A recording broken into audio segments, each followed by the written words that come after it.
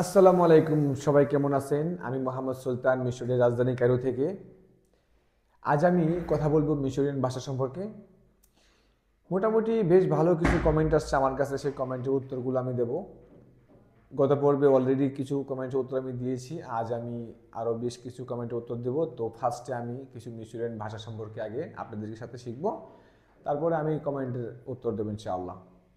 শুরুতেই আপনি কেমন আছেন? মিশরের ভাষা হবে ইনতামিলি। আপনি কেমন আছেন মানে ইনতা আমিলি। তোমার খবর কি মানে অকবরক এ। অকবরক এ। তোমার খবর কি মানে অকবরক এ। তুমি কি আমার প্রতি রাগ করছো? ইয়ানি মানে ইনতা জালেন মিন্নি।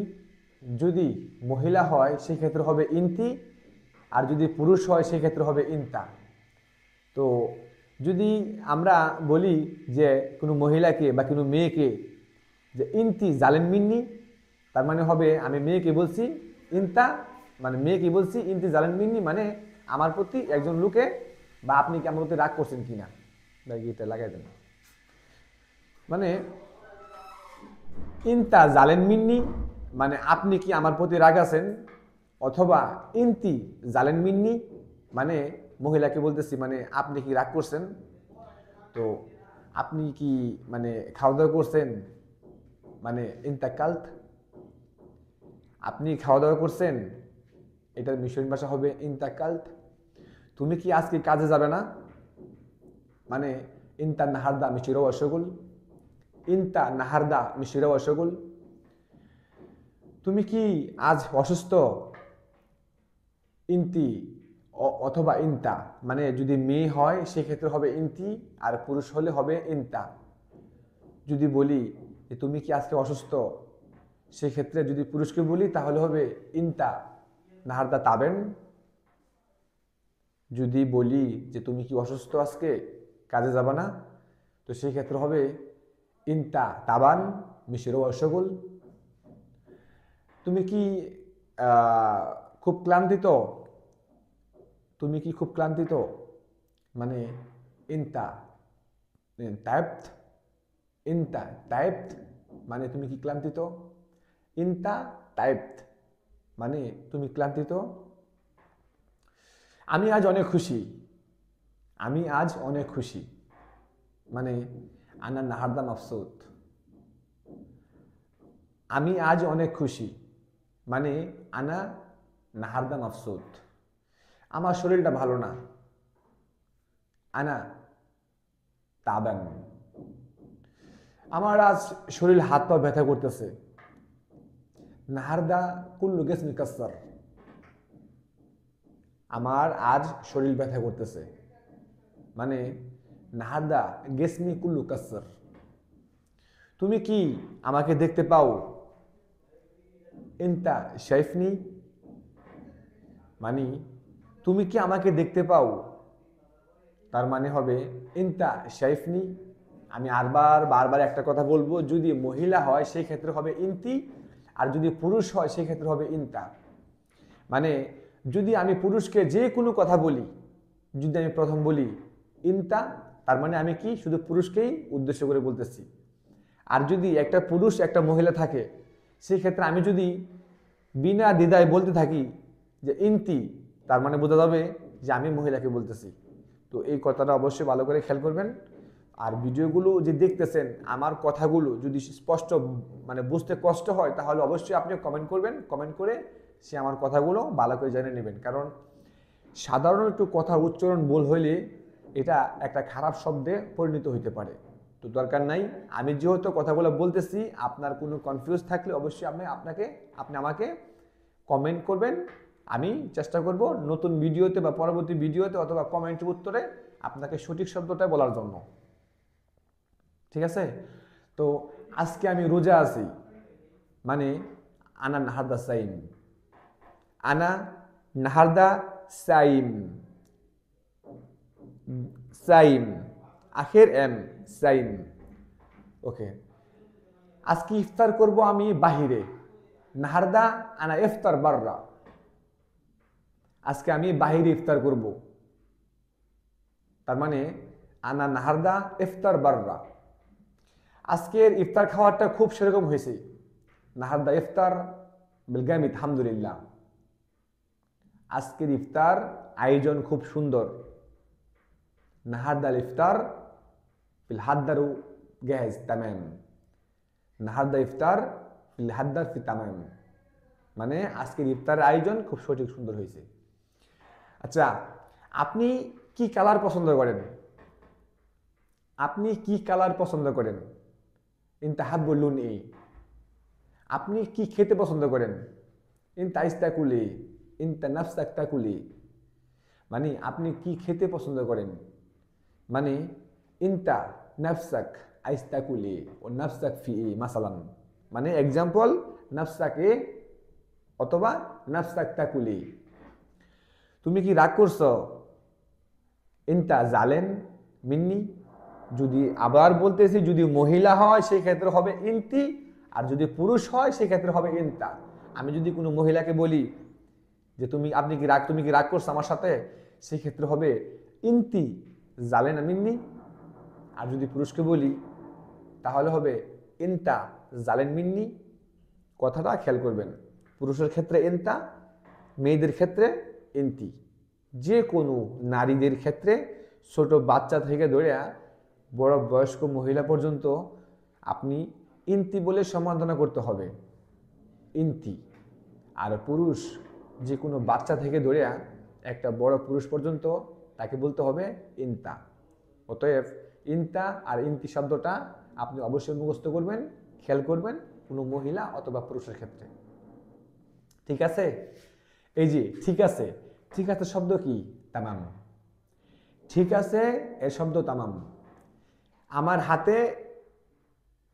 আমার হাতে একটা ব্যাগ আছে, মানে আমার হাতে একটা পলি আছে, এটা আমি কোথায় রাখবো? আন্দিফি কিস, কিস মানে পলি, আন্দিফি কিস সিবুফিন, মানে আমার হাতে পলি আছে, এটা আমি কোথায় রাখবো? আমি যদি বলি এখানেই রাখো, হত্তু হেনা, হত্তু হেনা, হত্তু হেনা, হত্তু হেনাক, মানে ওখানে রাখেন এখানে রাখেন, হত্তু হেনা হত্তু হেনাক, মানে এখানে রাখেন অথবা ওখানে রাখেন। যদি আমি কোনো কিছু রাখতে চাই তাহলে বলতে হবে হত্তু হেনা হত্তু হেনাক। আমার খিদা লাগছে, আনা গাই নাউই, আমার ক্ষুধা লাগছে, আমি ক্ষুধার্ত, আনা গাই নাউই, আমি অনেক অনেক অনেক ক্ষুধার্ত, আনা গাইনে গিদ্দান গিদ্দান গিদ্দান, আপনি অনেক ভালো, ইনতা কোয়াইস, আপনি অনেক ভালো, ইনতা কোয়াইস। যদি মহিলাকে বলেন আপনি অনেক ভালো, সেক্ষেত্রে হবে ইনতি কোয়াইস। আর যদি বলি যে ইনতা গাদা, তাহলে আপনি একজন ভালো ব্যক্তি। ভাববেন না বাংলাদেশের গাদা মানে মিশরের গাদা, মিশরের গাদা মানে একজন গুড ভালো ব্যক্তি। ঠিক আছে? আর বাংলাদেশে তো মনে করেন গাদা বলে হোমরকে, মানে এই দেশের গাদা কি বলে? আমরা বাংলাদেশের যাকে বলি গাদা, এই দেশে গাদাকে বলে হমর। আর এই দেশে গাদা শব্দটা ব্যবহার করা হয় একজন ভালো পারফেক্ট ব্যক্তির জন্য, মানে আজকে যদি বলি আপনাকে আপনি খুব সুন্দর একজন ব্যক্তি, আপনি একজন সাহসী ব্যক্তি, সেক্ষেত্রে হবে আপনি গাদা, মানে ইনতা গাদা। ঠিক আছে? তো সবাই ভালো থাকবেন। আমি এর পরবর্তী ভিডিও নিয়ে আসবো, এই ঠিক সেম ভিডিওই বা এরকম ভাষা শিক্ষার ভিডিওই। আমি ছোট ছোট ভিডিও করি, লম্বা ভিডিও করতে পারি না, কারণ আপলোড দিতে, মানে এই মোবাইলে আপলোড দিতে, নেটে আপলোড দিতে অনেক সময় লাগে, টাইম পাস হয়, আর সেই ক্ষেত্রে আমি দিতে পারি না। আরেকটা বিষয় আপনাদেরকে যেটা বরাবর বলে থাকি আমি, যারা মিশরে আসতেছেন অবশ্যই তারা খেয়াল করবেন। আমি কিছুক্ষণ পরে আমি একজন ভাইকে নিয়ে আসবো, উনি আসছে গত 28 তারিখে, উনি আজকে আবার বাংলা চলে যাবে। উনি একজন ভালো গার্মেন্টসের অপারেটর, ভালো গার্মেন্টসের দক্ষ অপারেটর, উনি আজকে চলে যাবে। তো কেন চলে যাবে উনি বলতেছে ওনার মন বসতেছে না। তো মন যেহেতু বসতেছে না, সেই ক্ষেত্রে তো আর জোর জবরদস্তি কিছু নাই।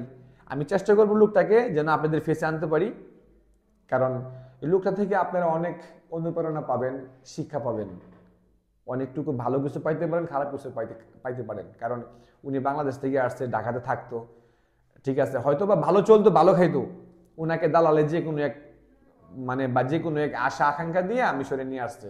আসলে উনার মতো উনি যেরকম চাইছিল হয়তো ওরকম হয় নাই, হয়তো বা দুই একটা কোম্পানিতে গেছে, মানে কোম্পানি মানে মাসনা, হয়তো দুই একটা মাসনাতে গেছে, ছোটখাটো মাসনা 8-10 জন লোক কাজ করে, উনার মন ভরে নাই, ঠিক আছে, ওনার মন ভালো না বয় নাই বা মনই হয় নাই বা মন নষ্ট হয়ে গেছে, সেক্ষেত্রে উনি আবার চলে যাবে বাংলাদেশে।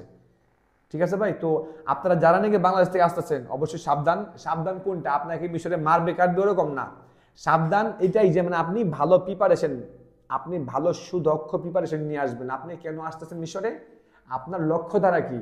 আপনি যদি উড়ো উড়ো মন নিয়ে আসেন মিশরে, বা আপনি 2-1 দিন কাজ ভালো লাগেন আপনি আবার চলে যাবেন, তাহলে আমি বলবো আপনি শুধু শুধু মিশরে এসে আপনার পরিবারকে কষ্ট দিন না, আপনি নিজে দেনাদার হইেন না। আরেকটা বিষয়, মিশরে আসলে মেয়েদের থেকে সাবধান সাবধান সাবধান। বারবার একটা কথা বলি, একটু হাসি দিলে ভাবেন না যে মেয়ে আপনার প্রেমে পড়ে গেছে। একবার হাত মিলাইলে একটা মেয়ে ভাববেন না যে ওর হাতটা নরম, আমি তো তারে চাই। এটি কিন্তু ধ্বংসের একটা করে ধাপ। আপনি এই দেশে আসলে ধ্বংসের একটা করে ধাপ আর কি। আপনি প্রথম হাত মিলাইছেন, আপনি একটু আকৃষ্ট হয়েছেন, পুরুষ মানুষ আকৃষ্ট হবেনি, স্বাভাবিক। একটু কথা বলছেন, আপনাকে দেখে হাসি কথা বলছে, আপনি আরেকটু আকৃষ্ট হয়েছেন। আমি বারবার একটা কথা বলতেছি, আপনারা কোনো মেয়ের প্রতি আকৃষ্ট হবেন না। মিশর এমন একটা দেশ, আপনি বিয়ে করতে পারবেন, আপনি এখানে রাজার হালে চলতে পারবেন একটা মেয়ে বিয়ে করিয়া, কিন্তু চিন্তা করবেন একটা জীবন 2-3-5 বছর বা 10 বছরের জীবন না। আপনি যদি বাইসে থাকেন এই দেশে, আপনার ছেলে সন্তান ভবিষ্যৎ পরিকল্পনা বহুত বড়, লং টাইম, যে আপনার মানুষ যে পর্যন্ত বাঁচে ঠিক সেই পর্যন্ত আপনি প্রিপারেশন। অতএব এই দেশে কিছু করার আগে অবশ্যই অবশ্যই অবশ্যই 1000 বার ভাববেন। এই দেশে যারা বিয়ে করছে ওরাও টপ র্যাঙ্কে আছে, যারা বিয়ে করে নাই ওরাও টপ র্যাঙ্কে আছে, কিন্তু যারা বিয়ে করছে বেশিরভাগ লোকই ওরা হিরো থেকে জিরোর পর্যায়ে আছে। মানে আর্থিক অবস্থা বা খাবার দাবার ওরকম না, একটা মুভমেন্ট সিচুয়েশন, যে মুভমেন্টের সিচুয়েশন, যেটা প্রেশার থাকে পারিবারিক বিষয় নিয়ে বা আমাদের এই দেশের কালচার নিয়ে, সেটা হয় না। আমি এই বিষয়ে আরেকটা কথা বলবো, আরেকটা ভিডিও করবো ইনশাআল্লাহ আগামী পর্বে। সেই পর্যন্ত সবাই ভালো থাকবেন, দেখা হবে, আল্লাহ হাফেজ।